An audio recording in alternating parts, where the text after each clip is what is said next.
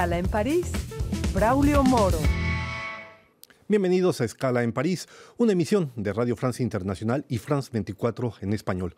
Hoy recibimos en nuestro estudio al embajador de la República de Cuba en Francia, Helio Eduardo Rodríguez. Señor embajador, bienvenido a nuestros estudios. Muchas gracias por la invitación. Gracias por hacer esta escala en París. Cuba está inmersa en un proceso de cambio de la Constitución. El nuevo texto deberá ser aprobado rápidamente por la Asamblea Nacional del Poder Popular y sometido a referéndum a inicios del año próximo, 2019. Señor embajador, es sin duda alguna, un cambio de gran calado. ¿Cuáles son los principales motivos de este cambio de la Constitución cubana? Sí, en efecto, es el proceso político más importante que estamos desarrollando en estos momentos en Cuba. Bueno, Cuba ha ido cambiando mucho desde el año 59. El gran cambio se produjo en el año 59 y a partir de ese momento hemos ido actualizando permanentemente el funcionamiento de nuestra sociedad. La Constitución actual que funciona en Cuba está en vigor desde el año 1976, con pequeños ajustes ulteriores, pero realmente los grandes cambios que hemos hecho en el país en los últimos años indican la necesidad de hacer un cambio en la Constitución. Se ha presentado un proyecto que genera grandes modificaciones, más de 80 nuevos artículos. Se está presentando un proyecto de Carta Magna mucho más amplia que responde a la realidad actual del país.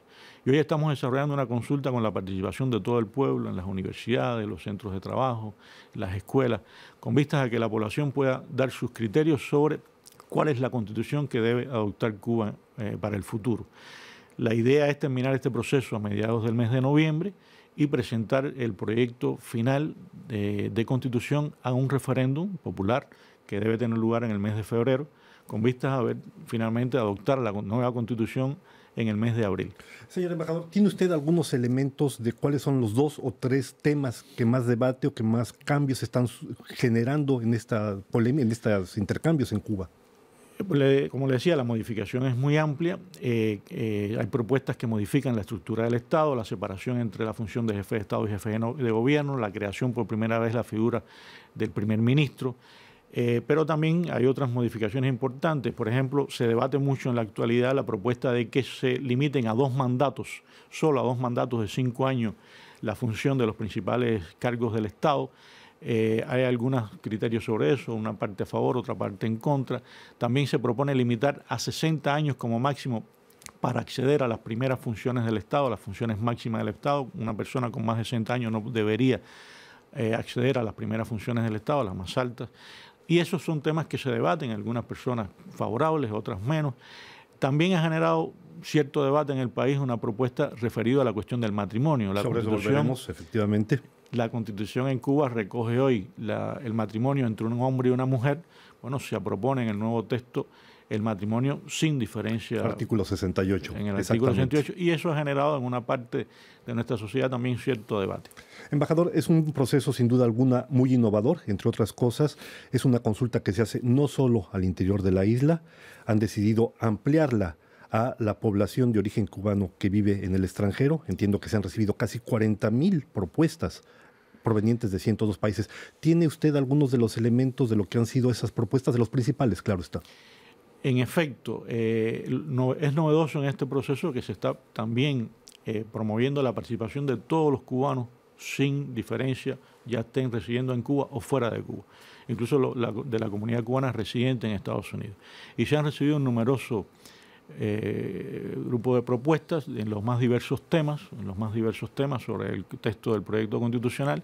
Algunos de los elementos que yo mencionaba también han generado propuestas desde el punto de vista de la comunidad cubana residente en el exterior.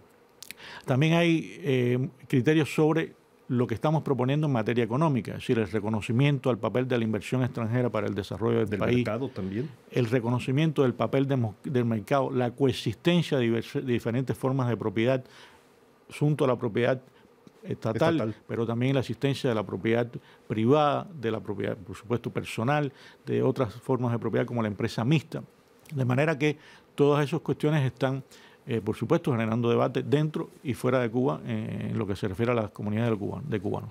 Volvamos al tema que usted hacía referencia, a la cuestión del matrimonio, artículo 68, que parece que ha generado no pocos comentarios. Hay bastante polémica en este tema. Concretamente, como usted bien decía, se plantea ahora que el matrimonio se pueda realizar entre personas del mismo sexo, simple y sencillamente, pero entiendo que hay mucho debate en Cuba en este terreno. ¿Cómo va a ser definido esto? O sea, ¿cómo se va a decidir si este cambio, que es importante para la sociedad cubana, entra o no en la Constitución? Y además hay algo que sorprende. Una sociedad que tiene más de 50 años luchando por el socialismo, que siga debatiendo si es posible o no tener relaciones entre personas del mismo sexo.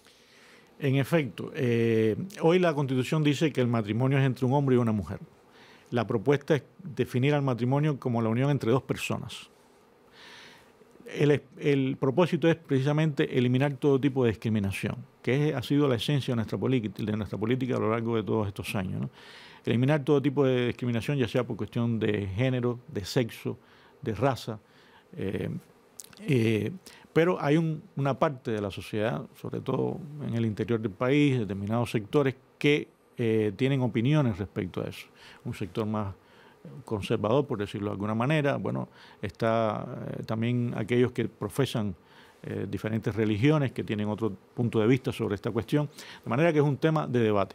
Bueno, existe una comisión nacional que está recogiendo todas las propuestas que se están haciendo.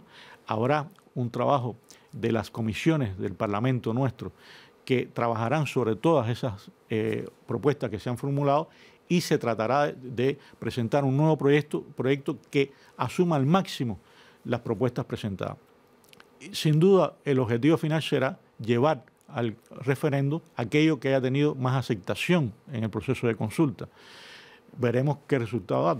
Todavía el proceso está en curso, quedan más de 2 semanas del mismo, y trataremos de llevar a ese proyecto final al referendo, recoger en él la mayor cantidad de propuestas posible. Embajador Elio Eduardo Rodríguez, es un debate sin duda alguna muy rico, por lo que hemos podido leer, por lo que se ha visto, y sin embargo da la impresión que la prensa cubana no refleja esto, como que le falta más dinamismo, la prensa oficial estamos hablando, claro está. ¿Por qué esta razón? Se han recibido decenas de miles de propuestas, ha habido decenas de miles de reuniones, según entiendo, pero no se refleja esto en la prensa.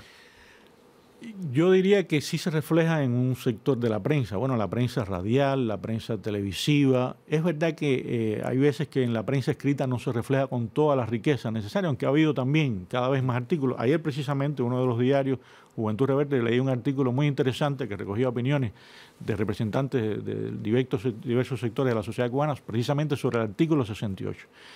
Es verdad que nuestra prensa todavía requiere más dinamismo en algunos temas, trabajar más sobre la realidad cubana.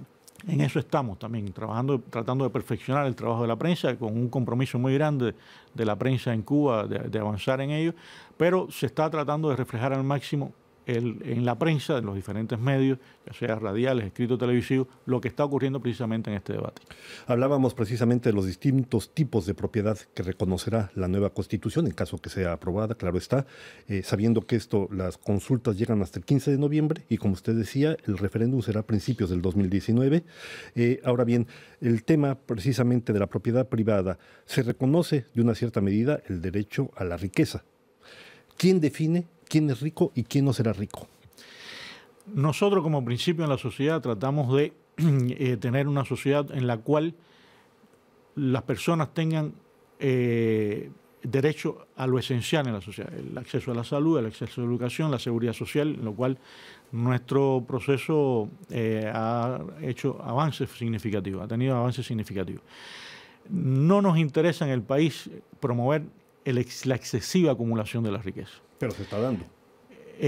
Se da en una pequeña escala, es decir, efectivamente con la apertura a la propiedad privada en diferentes sectores, los pequeños restaurantes, otro tipo de negocio de servicio, bueno, hay cierta generación de riqueza, pero eso no es ilícito, es correcto que la persona reciba beneficios por un trabajo que haga, pero no nos interesa realmente promover que haya multimillonarios en el país, porque nos interesa ir a una sociedad donde cada cual pueda tener acceso a lo esencial de manera lo más igualitaria posible.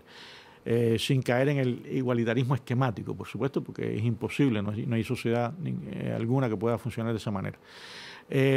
Pero habrá que definir después en las leyes que deriven de la Constitución, porque una vez que adoptemos la Constitución, habrá que promover todo un proceso de cambio de las leyes, actualización de las leyes. Y en las leyes tendremos que definir cómo entender o cómo tratar de evitar una acumulación excesiva de la riqueza. El referéndum al que será sometido a la nueva Constitución tendrá como dirigente o estará a cargo en la presidencia el presidente Canel, Miguel Díaz-Canel, que tiene ya cumplido 8 meses en su mandato, si no mal recuerdo, entró en abril sus funciones. ¿Cómo están evaluando ustedes la presencia, precisamente el peso que va a jugar el presidente Miguel Díaz-Canel en este proceso de cambio sustancial? Bueno, una vez que se apruebe la nueva Constitución, después del referendo, habrá que ir a un proceso de elecciones, porque habrá que elegir un nuevo presidente de la República, el primer presidente bajo la nueva Constitución. Habrá que elegir el nuevo primer ministro. Esas serán responsabilidades del Parlamento. De manera que habrá que someterse a ese proceso de elecciones en el Parlamento para las principales figuras del Estado. Hoy el presidente de los consejos de Estado de Ministros, Díaz-Canel, bueno, sí continúa trabajando con gran dinamismo. Grandes esfuerzos se realizan en promover una dirección más colectiva en la sociedad y hay un reconocimiento en los cubanos del gran trabajo que está haciendo el presidente, visitas a terreno, contacto con la realidad, con la gente, enfrentar los principales retos y problemas que tenemos hoy en Cuba. Se aprecia realmente un respaldo a ese trabajo. Es inevitable hablar de las relaciones entre Cuba y Estados Unidos. De manera breve, embajador, ¿cuál es la situación hoy en día de esas relaciones? Desafortunadamente, los pasos positivos, modestos pero positivos, que dimos en los últimos 2 años con la administración Obama, hoy lo que vemos es una marcha atrás con el presidente Trump.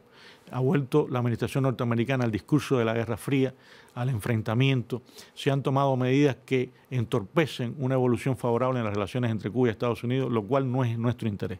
Cuba ha reiterado su disposición a normalizar relaciones con Estados Unidos. Se sigue aplicando el bloqueo económico, comercial y financiero contra Cuba, que ya lleva casi 60 años, que constituye el principal obstáculo para el desarrollo económico de Cuba. Precisamente el próximo miércoles, 31 de octubre, se someterá a votación de la Asamblea General de Naciones Unidas la resolución que exige el fin de ese bloqueo. Y seguramente una vez más contaremos con el apoyo ampliamente mayoritario de la comunidad internacional. O sea que ustedes esperan que se rectifique una vez más la voluntad de levantar el bloqueo a Cuba. Sin duda, sin duda. La amplia mayoría de la Asamblea General, de los Estados miembros de la Asamblea General de Naciones Unidas, votarán por el fin de esa política. El año pasado, 191 de los 193 miembros votaron a favor de nuestra resolución, solo se opusieron Estados Unidos e Israel. Pues estamos ya llegando al final de esta escala en París. No nos queda sino agradecer al embajador de Cuba en Francia, Helio Eduardo Rodríguez, su presencia en nuestros estudios, y a ustedes les damos una próxima cita aquí en Escala en París. Muchas gracias.